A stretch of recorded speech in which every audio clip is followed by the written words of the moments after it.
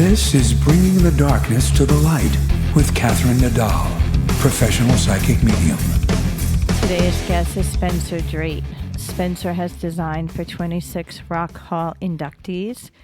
He's in MoMA AIGA, Lou Reed NYPL, and Rock and Roll archival collections.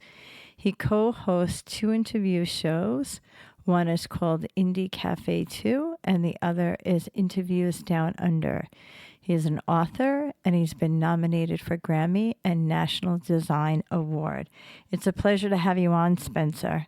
It's great to be on your show. Thank you so much, Kathy.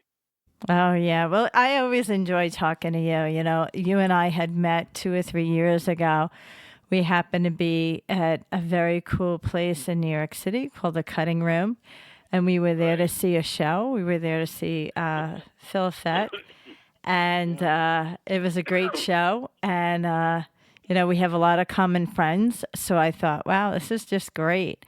I've learned so much from you in the last couple of years. You just have a wealth of knowledge, so I just needed to bring you back on. This is my second interview with you. So I want to go back to the beginning of time with you and to find out where your creative energy started. Yeah, I mean, I don't know. I mean, I was very lucky. I had a Yale faculty background teaching design, so that goes along with the great schools like Rhode Island School of Design and Cooper Union. The basis is Joseph Albers, the famous painter. But that schooling of design and learning about typography and design and color too, learning all different facets of design was a very big thing in my life, and that catapulted me literally into my life and connecting with certain famous people, musicians, and other people, and just packaging really nice stuff. And I've gotten a lot of design awards, and my partner now, since 1982, Judith Salovitz, both of us are in the Rock Hall collection. And the thing about that, Kathy, is that, listen to this, we're the only designers to have our own archival collection within the archive collection of the Rock Hall, which is quite an honor.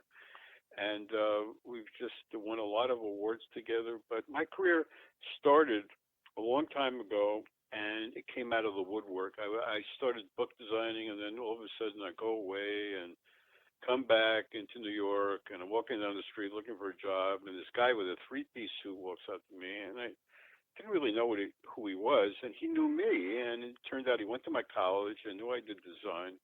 And he says to me, Spencer, he says, he knew I did design. I don't know how he knew that, but then he said, I need a type person exactly where I'm at, you know. And I said, fine. And he said, well, what are you doing? He said, well, I'm handling all of the Apple Records trade ads accounts, and I'm working on the Imagine album for John Lennon. You ready for that? So I did the first job I ever did was a print in music, was a print ad working with him for John Lennon's Imagine album, which is probably the biggest album he ever did.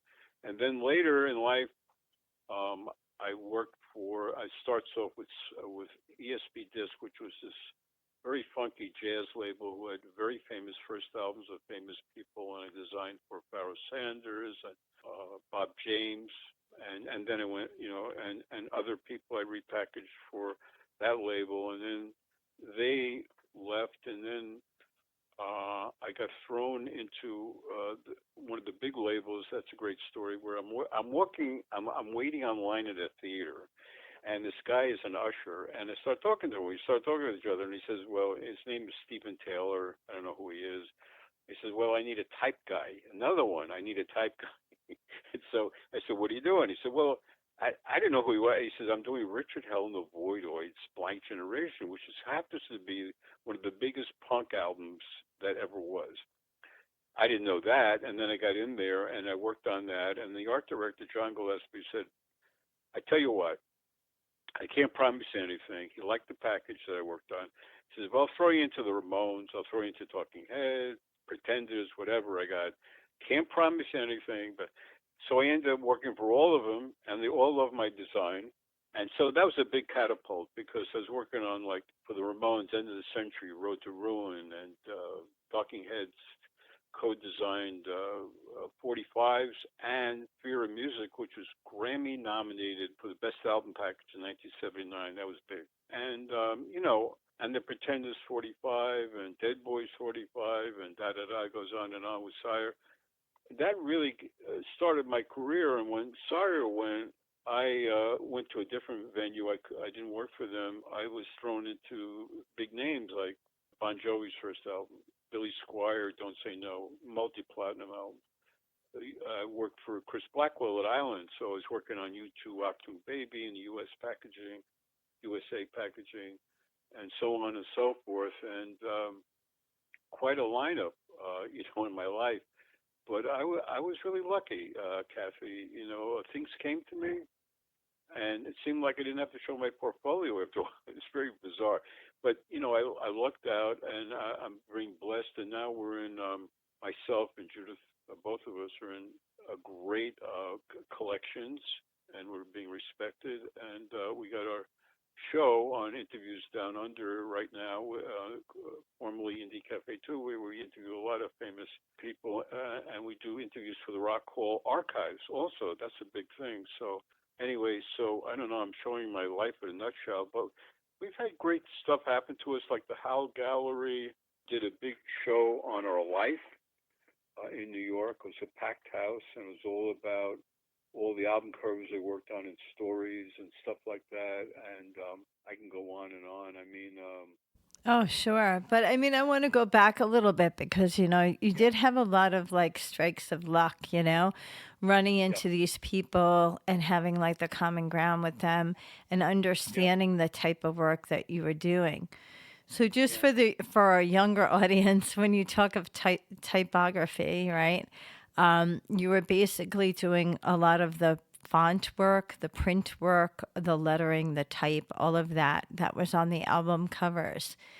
So we were doing a combination too. It wasn't only that. We would do. I mean, there were instances where I just did the typography, or just I would do, and then there is we do the whole cover. In other words, the visual part of it, which is very important, plus the type. So it varied. Like Billy Squier, we worked on the visuality, hired a photographer, and did the type. Same with John Bon Jovi. Hired a photographer, did the visuals with that. But like with Talking Heads, they really were great designers to work with. And I ended up doing the typography part of their thing. The Ramones photographs or artwork, like John Holmstrom would give it to me, or Mick Rock photographs, and then I did the typography. So it varied. It really varied in my life. Different ways. But I got to tell you something you brought up. Typography is the most important thing. It really is. And most designers, I was talking to a great designer I'm interviewing, and he agreed, it's like most people cannot do really good typography. They really don't. Most people are really not good at typography. But the ones that are stars and are great, and I got to say we're really good at what we do, and you can tell by our work, is the typography area. And that's very important. And young people to learn about is that study typography, and it's a big part of what you do, and that makes or breaks anything, because there have been things that are great visualization things, but the type is terrible. That's a lot of stuff like that, and that's not good. You've got to have a combination of the visualization good with the typography good, but that's a lesson. And of course, it brings in color also. You got to learn about color. When you do things, how color works. well, I can give you a lot of compliment and a lot of respect, because when I was designing my second book, I had the artwork done, by Tony really good. Squindo. But actually, that was all done, and then I had consulted with you, and I said I really need to have the title written.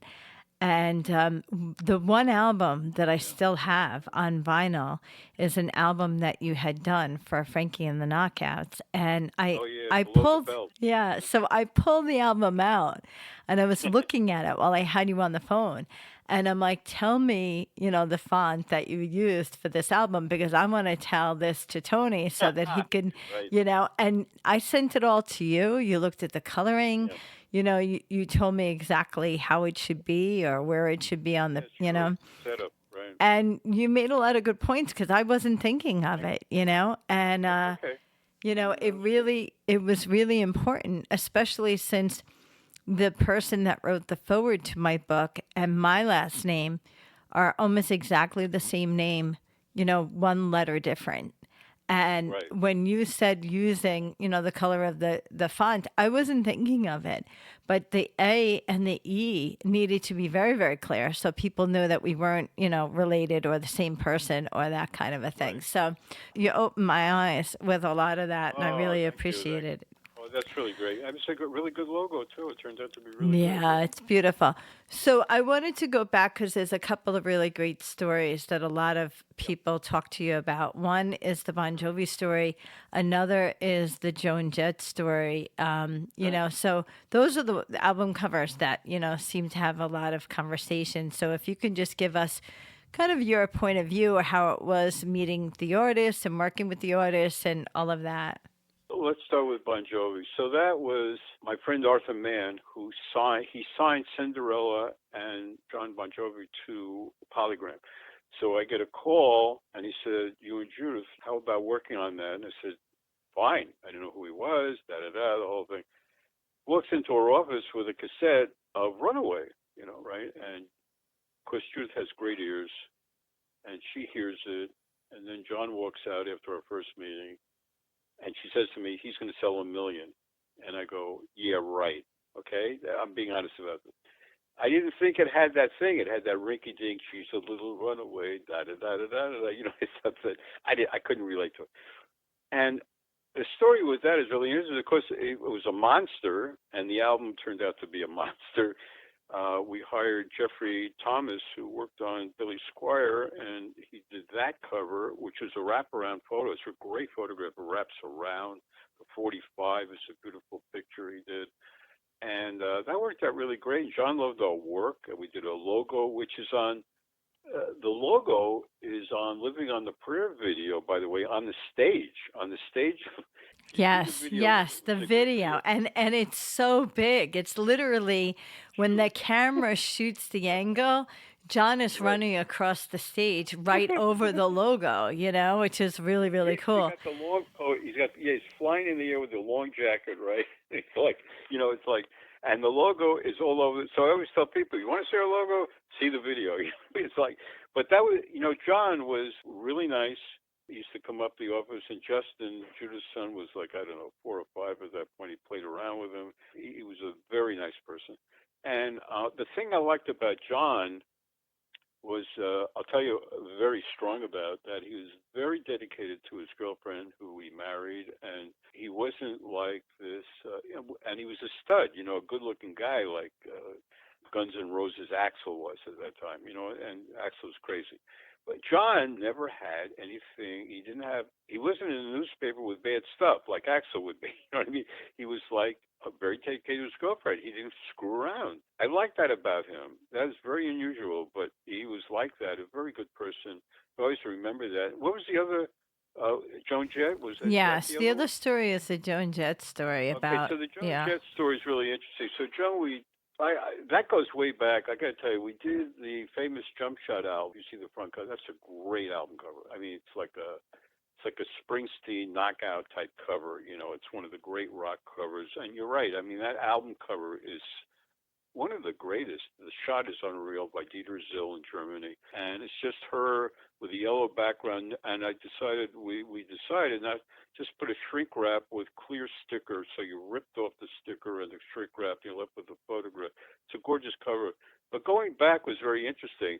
I had just finished Bon Jovi on Polygram, and they asked me to do, this is where this comes in, they asked me to do Lita Ford's cover.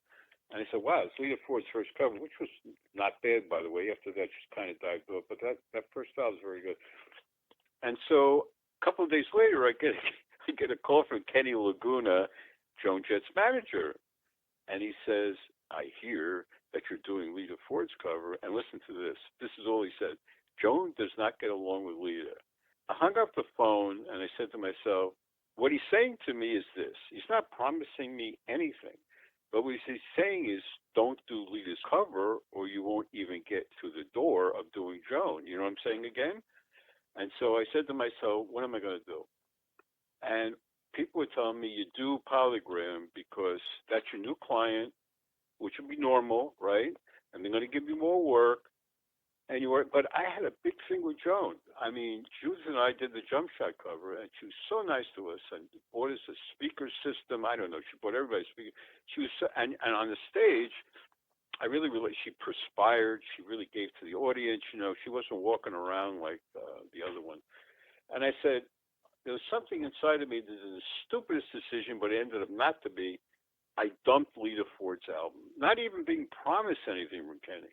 And that's because of Joan. I felt so strong with Joan that this impulse in my heart, I couldn't do that cover. Is that amazing? So what happens is this.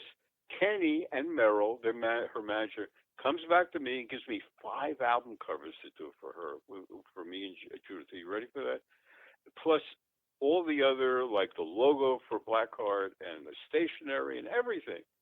And so you learn something. It's like you go with your gut feeling sometimes and things just work out, you know what I'm saying? But never happened to me again. And I probably wouldn't know how to deal with it again, but I dealt with it for some reason the right way. And again, I wasn't promised anything from Kenny. He just said, don't work on it because they'd had, at that time, later they became friends. But you know what I'm saying? So that was a great story. Yeah. And that cover is a great cover. It's a lot of photographs. People go to it because of the front cover, the Jump with the yellow background and the great shot. And it's a classic. And what really makes it is no type on the front that we wanted, because that's what makes that stark cover. I remember that Peter Seville designed Peter Gabriel's So album, which was a big album, but they did a run of the album with just the photograph in black and white of Peter Gabriel without even the letter So on it. And that's like that, where you have picture only, see. And that's rare, by the way. Usually it doesn't even happen. But those are 2 instances with 2 album covers are very dynamic and just a photograph. But that's a big album. We ended up doing a Pure and Simple album. Glorious Results in a Misspent Youth is a great album with a great back cover by a racing car, a picture of the group, a great photograph by Chris Callis on the back cover. Gorgeous, gorgeous photograph.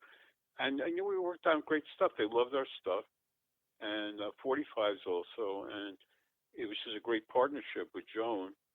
And then, later, the other great partnership was with Sylvia Reed. Judith and I worked with Sylvia Reed on the Lou Reed albums and the Velvet 93 tour. So Magic and Loss, a New York album, and those are in the Lou Reed NYPL archives, and also in the Rock and Roll Hall of Fame archive collection. Also, those are dynamic albums, Lou Reed and Magic and Loss, and the 1993 Velvet Underground live tour package. But, it's like these packages I'm talking about are really great graphics. I mean, I don't know. I mean, they really are, for people to see. Oh, yeah. I wanted to go back to another album that you had told me a story about, which was really interesting. The Billy Squier album. There was a certain way that you made the cover. There was a processing or something. So Well, a lot of people don't know that story. Well, let's go back to Foreigner. Foreigner did an album with a girl in a bathtub and a color Xerox. It was very raw, right?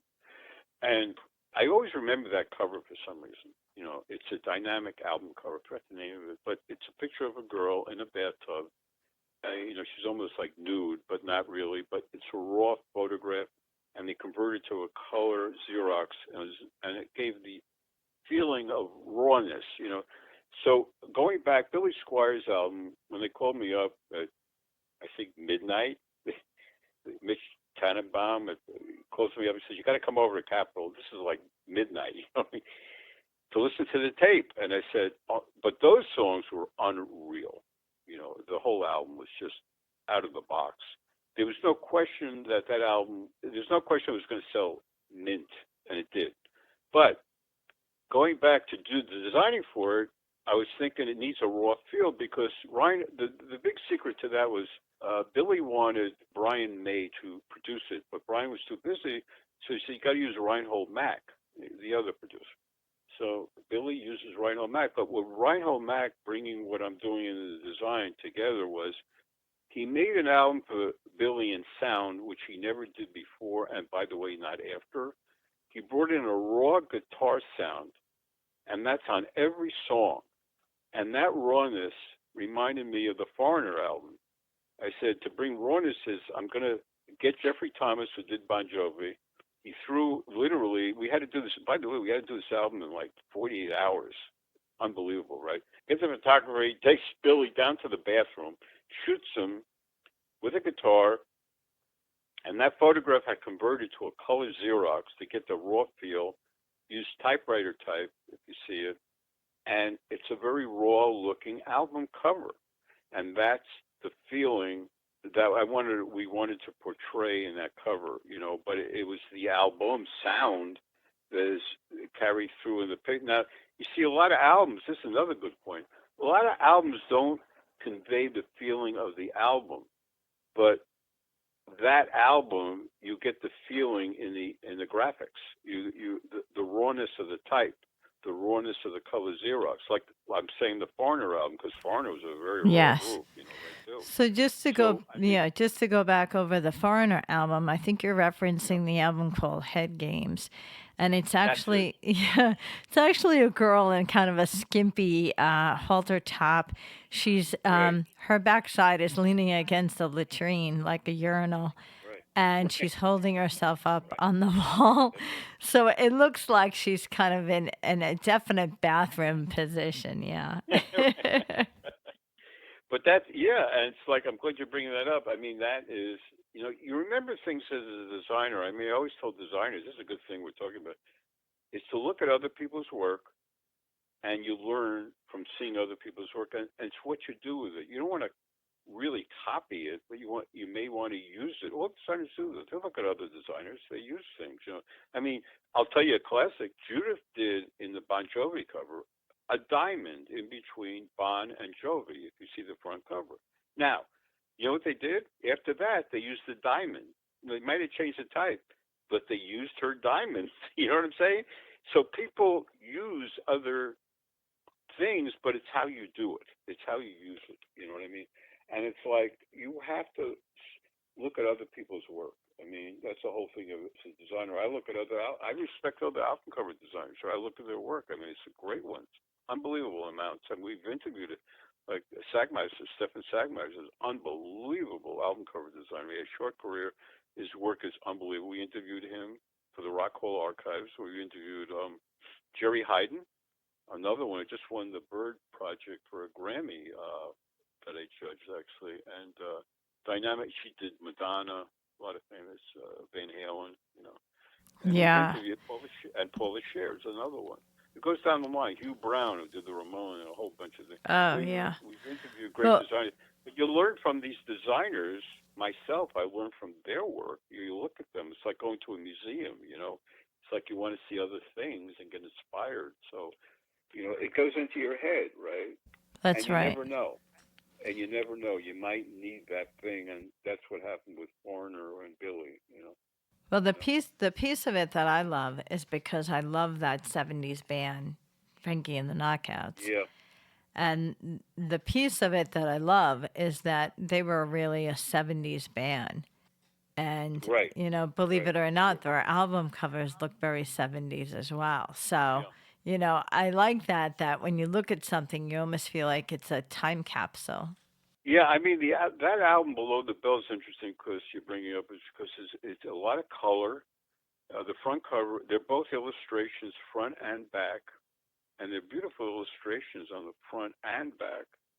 So that was nice to work with because you have these elements that are really beautiful, and the color is beautiful. The art, the illustration is beautiful on both sides. You know what I mean? So that's another thing. And that's basically illustration, working with typography. You know what I mean? Yes. Well, one of the thrills that I had in the past year is you and I recently went down. I don't know, it must have been 6 months ago or less.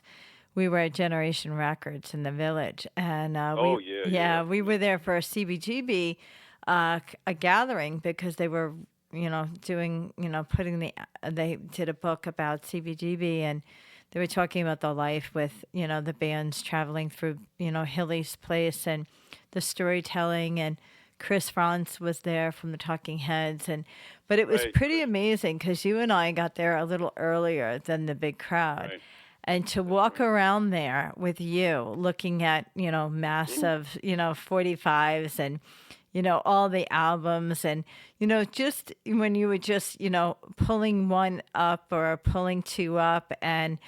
literally listening to you, seeing how you commented on the coloring. It's literally like only you could tell those stories. Only you could explain why, you think Yeah. they did it that way. I didn't have the knowledge. I didn't even know Well, where to you start. bring up a point. That place also, besides having that event, it had a vinyl. This all through the store, vinyl. And we're bringing into something that's interesting is that vinyl is very big right now. So that I judge the Making Vinyl event, which is founded by Brian Eckes and my friend Larry Chaffee, and they do a great job every year. They go all over the world, and it's all about vinyl. And Jack White was a guest speaker one year, and C.V. Van Zandt, and it's all about vinyl. And why I'm bringing this in is because the place we're at has a very big vinyl store, and vinyl is huge now. It's really huge. And Judith and I judged the Making Vinyl event in the past years, and the packaging is unbelievable. By the way, it's not just we're talking about intricate packaging, really intricate packaging, and beautiful. So vinyl is back. That's the other thing I want to bring in that we're talking about in some way because that store we were at is big in vinyl, and I'm a big 45 collector, by the way. So I did books. I did Yes, two books. yes. Talk about the Two books. 45 book that you did Well, the because 45 are a monster, and those are great stories because the first book called 45 RPM was in a long time ago, but it's the beginning of the vinyl thinking about Surge. And that book, believe it or not, was turned down. I thought it was going to be easy because everybody's doing LP books, right? And I'm doing the first 45 visual history book. And you figure, well, that's no brainer. There are great sleeves. You got everybody. You got David Bowie, you got the Rolling Stones, you got the Beatles, you got name a person, you got Madonna, whatever. It's a visual book, and it's going to sell because it's 45 and no one had done it yet. Well, guess what? You wouldn't believe this. All the publishers turn it down. They turn it down. And I said to myself, I can't do this. So I went to the last publisher called Princeton Architectural Press. It was small in New York, but they did visionary books. David Byrne, Paula Scher, things like that. And they got the book. And what happens? The first year, without any promotion, sold 10,000. And after that, it built up worldwide to 25,000. So therefore, now I'm going several years later with Judith, and we're going to do another book. But this time, what happens is, the publishers are so stupid. They say they're going to do the book. They want to do the book. Why they want to do the book? Because we sold 22,500. I'm sure they don't even think about the concept. You know what I mean? That's what they turned down. So the publishers that we approached wanted the book. Of course they wanted because it sold 22,500. You know what I'm saying? So anyway, it gets done by HarperCollins, Harper Design, and they actually worked on the book with us, and they did a great job. And the book was very different. It's called 545s, and that book, basically, as you go through it, it's different. It's like the layout is different of the book. It's like left to right. So every page from left to right goes with each other. It's a very hard thing to do, by the way. And there's tons of great various 45 sleeves, varying from the famous ones that we all know to ones that you won't see. The indie guys are in a lot of indie in there, which is really great, and they have great sleeves, and it covers different areas of different record labels and just very. It wasn't to be done, by the way, famous songs or famous album. Our viewpoint was just the graphics. That's the viewpoint of this visual book, or both of them, was the graphics of the sleeves. That's it. But it falls into the categories of famous people anyway, because you've got like Talking Heads. You know, you got those sleeves are beautiful. You've got, you know, things like that. So it, Rolling Stones, right? The Beatles. So you fall into those big names anyway. But that wasn't, see, but that wasn't the concept of the book. The book concept is the visuals. And that's the most, so you got a lot of groups that you may not have heard about, but they're incredible. A lot of indie groups, for instance, with great sleeves. And that's what's in that book. And it's owned by many, many famous music people, this book, 540 books. And that book is still available. I think isn't it Yeah, you still? go on It's Amazon. Amazon. Yep, sure. Yeah. I buy the book on Amazon. It's cheap for me to buy. I buy, you know, it's funny. I could buy a used copy, and it's not written in. It's mint condition. I get it for cheap. You know what I mean? If I need a copy, you know, I go to. In fact, I just got one for Judith. She needs a copy. I had to buy one. But you know what I mean? Yeah, you go on Yeah. Amazon. You get. But Yeah, you or have, Amazon. you must have over 25 books on Amazon. I mean, you just put in your name, and I think you have like 25 books on Amazon. You have Yeah, quite a. 21. We've done 21. Oh, wow. That's the number. 21 pop culture books in various areas. And motorcycle books, and rock poster books. Yeah, talk a little bit about the motorcycle books because those seem to be very different. Yeah, they sold out really good. There's a book called The Art of the Bobber that Judith designs, gorgeous. And the way we approached that book was very interesting. And movie poster books, that's the other big one. Oh my God, movie poster books, two of them. But let's go into those two because those are very interesting. The motorcycle book we did. My friend Alex Mardikian was working at Von Dutch, which is a very big motorcycle firm, you know. And we got on the phone, and I said, Alex, what's happening with motorcycles? He says, well, the big thing now is the bobber bike, because those are thin tire bikes, and they're beautiful. I never liked the fat tire bikes, right, which is big. You know, I couldn't stand fat tire bike. I always liked the thin tire bike. Anyway, so that's what that's all about. It's the era of the thin tire. And it goes back to World War II to modern. And apparently a lot of the motorcycle builders, famous, were building these bikes. So that's what the book's about. It's called The Art of the Bobber. And it's sold out, by the way. Completely sold out. And the motorcyclists that are in there just bought tons of those books for their motorcycle events, right? But that book's gorgeous, and Judith designed it. And the way we approached the book is also interesting. We didn't do it like the other motorcycle books that kind of dumb. They're just pictures with text. I said to myself, I got motorcycle magazines. And what do the motorcycle magazines have in it? All of them have, next to the pictures of the bikes, they got the list of everything that is needed to build the bike. And that's what the motorcyclists want to see. But you know what? The other motorcycle books don't do that. They only have pictures of bikes with text. And I said to them, you know what? In every bike that we show, we've got to show the components of that bike. That's going to be a big, and that was in the motorcycle magazines. And you know what? That's something we did which was smart, because that was the big thing that sold the book. It wasn't just the pictures and the text. It was what is needed to build that bike, all the components, which, like I said, was in motorcycle magazines. But why didn't the other motorcycle? Thank God they didn't do it. We did it, though.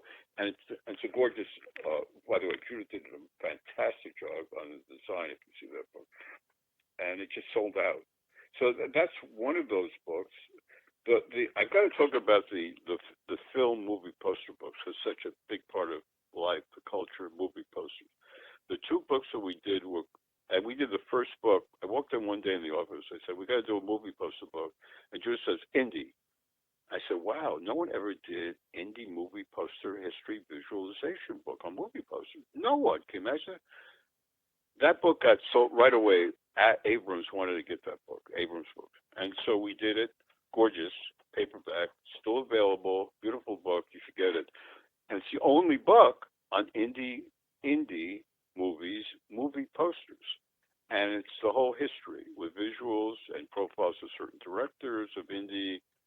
It goes down the line, and it's a gorgeous book. And the other one was Chronicle, and that's a big book. That's 1,500, listen to this, 1,500 posters, 16 countries. And David Kerr from the New York Times, film critic, wrote beautiful text. And what we did with that book, we didn't do it like the other movie poster books. We didn't have the movie posters with the text. We did comparison posters in it. We also did write-ups in every country with a famous artist of a movie poster that's very famous, like Saul Bass for the United States, for instance. A famous poster artist in Poland, Japan, wherever. We did a profile like that. And then we did comparison posters. So we take a poster like The Good, Bad, and the Ugly, for instance, the Clint Eastwood book.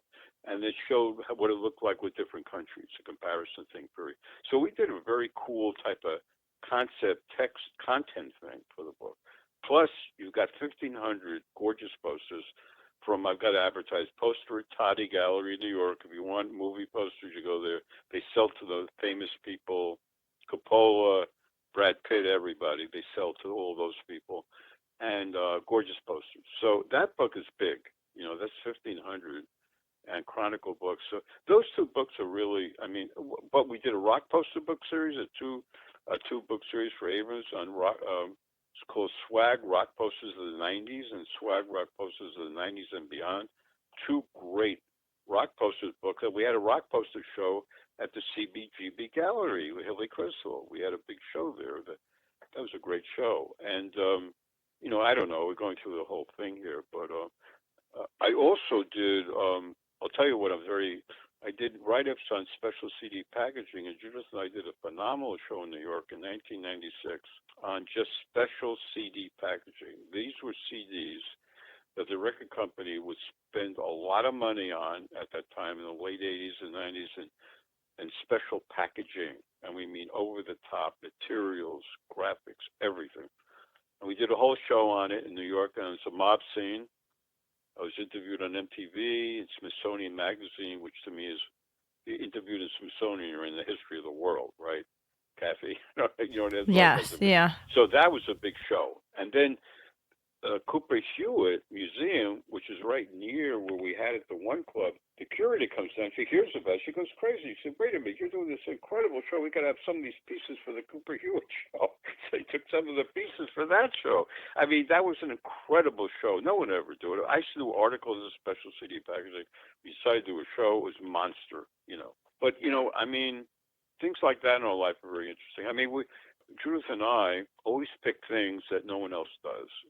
And they're usually great things that people should know about, And so, well, you bring up a good point, because just this past weekend I was driving to Boston and I said, oh, I have a couple of CDs in the car.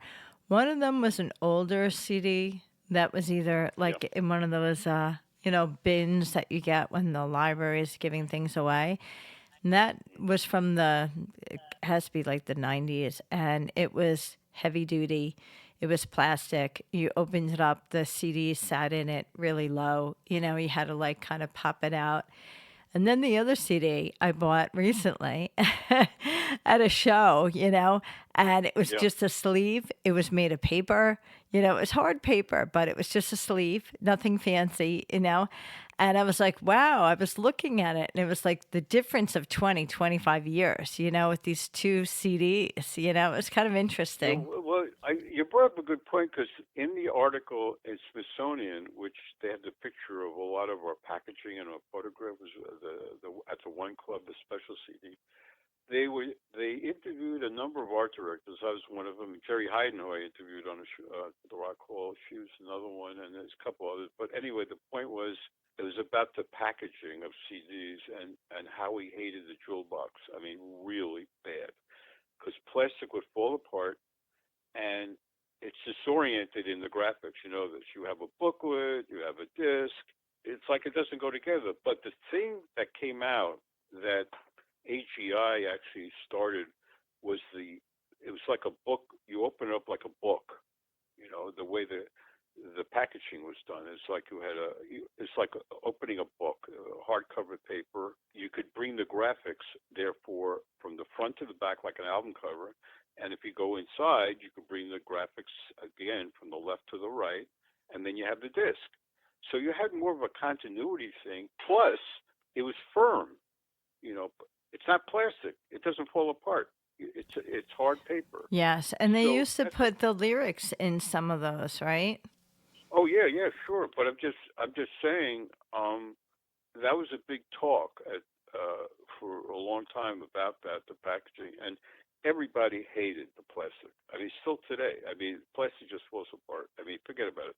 But those little book things, the way tons of people did it, that is, it's firm. It keeps forever. It doesn't break. It's not. It's paper. It's hard paper board. So I mean, things that way. I always promote telling people when you're designing, don't do jewel box. I always tell them do that because customers like it too. The people buying it because they keep it. They won't have a breakage with that thing. And I got to tell you, I saw. Me. I'm in the business of I was a GRAMMY judge and stuff like that. So I get stuff a lot of stuff is just junk. I mean, they don't know how to package things. You know what I mean? The disc Yes. falls out, for instance. Yeah. The disc falls out. You open it up, the disc falls out on the floor. See the plastic stuff's the worst. Anyway, Yeah. that was a I whole wanted to discussion about ask you a question because it. Yeah. you would be the person to ask. Throughout time, you might think maybe 30 years, 40 years, maybe 50 years ago, what was the album covers that you would say really stuck out in your mind? Like, was there any kind of like controversy on album covers where they were banned or they weren't allowed to release them? Well, I've got to tell you, we did an album cover called Victory. This brings out a very strong point which we did, and Friends of the Scorpions, right? And David Krebs was the manager and he wanted me to design it with Judas. So I said, fine. Okay, so what the album cover is in description, Jeffrey Thomas again does the shot, and it's like a Helmut Newton-esque type shot. The cover's in black and white. It's gorgeous. All it is a girl looking at her from, I don't know how you describe this. Her legs are stretched out in a V, like victory, right? And her hair is hung down, right, in the front. And her arm is stretched out, okay? And then I put the type across the top, the word victory, letter space, in kind of like a Led Zeppelin typeface, right? So it's a hard metal group, right? And so it says rock and roll, right? I mean, it's a guy thing, you know what I mean? Really, it's not like women. I mean, but it's rock and roll. It's a great cover, and I got to tell you, this cover, I'm going to bring in what you're talking about. Is that every magazine from Japan to Germany, anything we're interviewed in, wanted this cover in the article. Everyone. And what made this cover, it was controversial. And we're going to bring in something you're talking about. They didn't want to print it. CBS did not want to print this cover. That's how risque it was for them. But it's a gorgeous cover, though, if you see it. But they ended up printing it, and they ended up selling it. But it ended up being a cover that what you're talking about was censored in a way. It was almost not going to be printed. How do you like that one? So it was, Yeah. but So, there are covers. If you go back in the history, I mean, there's definitely the whipped cream covers on the girl body. You get into that stuff. You get, very laudy type covers that were done. I mean, but also I controversial. remember, like when you mentioned how the albums were, with cellophane over them, but there would be, kind of like warnings, like stickers put on them about the lyrics or. I Oh yeah, remember a that's lot of yeah, that right. because it Metal. was in the 1980s. Do you remember that? I think there was like a big political movement about like what kids were listening to and all of that, So, Well, yeah, I mean, you had, for instance, the metal stuff was really big on that, with the stickers on it, the heavy metal stuff, right? Then you got hip hop, same thing, hip hop. You got the stickers on it. I mean, that was, part of the action, but, yeah, they definitely had to put warnings on some of this stuff. But yeah. in your experience, did anyone try to make an album cover that wasn't normal material? So, like you're talking about using like print work, Oh, yeah, you know. let me get into that. Okay, so I'll give you two really good examples. The Lou Reed metal box for Magic and Lost is a limited edition metal box with print, like, it's gorgeous. It's like the picture, it's the Magic and Lost picture by Louis Jamais in black, printed on a silver, like metal box, the size of a CD, the same, gorgeous. It done in metal, and the story with that's really great because they did it in Germany, and it was so expensive they didn't want to do it in the United States. But because Germany did it, Sylvia told me the story. She said she didn't want to call me up because there was a point where they weren't going to do it, and then I would have died. But she called me up. She said, "Well, you know what? They ended up doing it because Germany did it, and they wanted to be embarrassed, so they ended up printing it." That limited edition, it's only what they call pro only, promotional only, wasn't sold at all. But people could buy it in the store. They always had in the back of the store you could buy it, but it wasn't commercial. Gorgeous package. And the second one is the velvet limited edition with the peel off bananas, like color form idea, on a styrofoam, like a plastic type material package. But the peel off bananas, and the sticker comes off with the title and their name. That's a gorgeous limited edition, the 1993 tour. So those are two examples of special materials that were done that cost a lot, by the way. One's limited edition, one was pro only, but spent money. Were they the same band had done that, or two different bands? No, you got the Velvet Underground with the colorful. Oh, yeah. Okay. Yeah, that's interesting. But at that time, like I'm saying with our show that we did, a special CD packaging show in New York, that some of those pieces were in Cooper Hewitt, that show was all about that. That was a show that just showed special materials and limited edition runs of special things, graphics, and that's away from the normal, the commercial. And so that's all about that, what we're talking about. And so we were lucky to do those too. I mean, a lot of people didn't have a chance to even work with special material. I mean, you know what's amazing? Metallica, group has a fortune. They never did a metal box like Lou Reed. Now you think a group like Metallica would do a metal box? No, they never did. I mean, there's certain things and you think certain groups would do, you know what I mean? But that's one of my funny points is that they never even saw the vision of doing a metal. I mean, they have all this money, you know. Yeah. So where can the audience find these interviews? Your Inde Café and you go. It's easy. You go on the internet and just search out Inde Café with a number 2, and interviews done on there. It's all on YouTube, all of them. And then on Facebook, I've got a site called Inde Café 2, where you can see all the interviews up to date. And then the other site is Interviews Down Under on Facebook, a site which you can see all the interviews also. So those are the different places. But you can go right on YouTube and just search it out. You know what I'm saying? Okay, great. You know? So that's great. Yeah. And then the other thing is I guess it was 2 years ago, you had an exhibit at the New York Public Library, and it was Lou Reed, and it was his whole collection, his poetry. That was wonderful. Oh, thank you. That are Lou Reed covers and the velvet packages in that collection because it's part of the archives. And when they announced the archives originally, that opening we were invited to, and they had our New York album in a display case. It was really incredible. But that show is unreal. I mean, it's all about.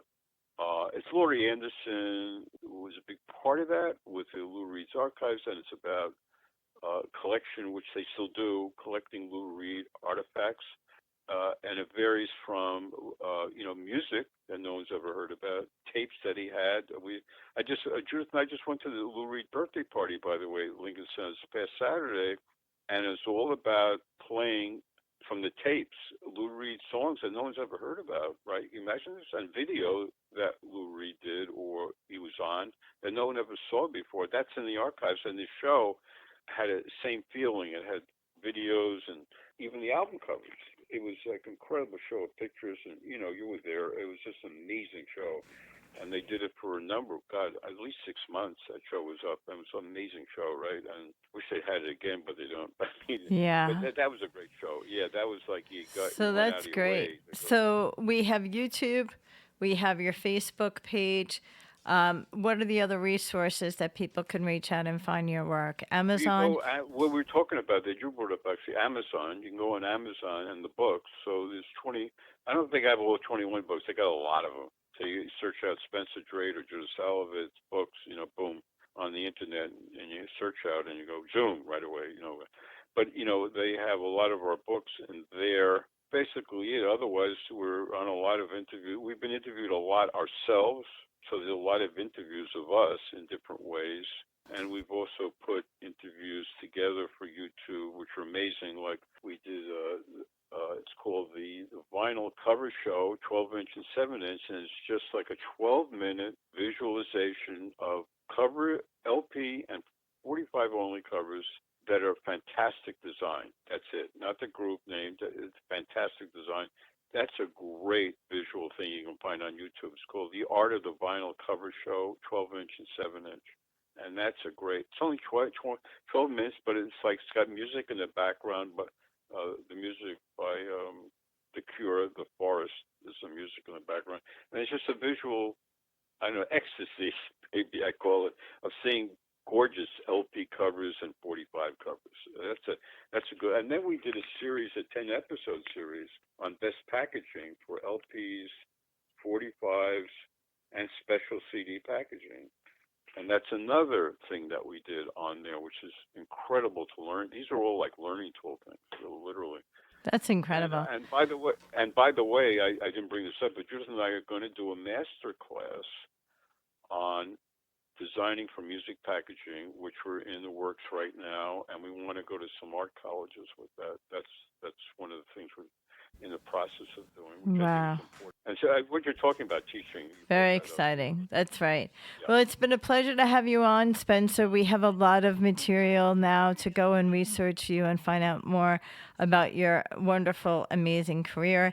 I have never looked at an album cover the same after I've met you. So I have to say thank you again. Thank you. You're really a treasure. Having me on.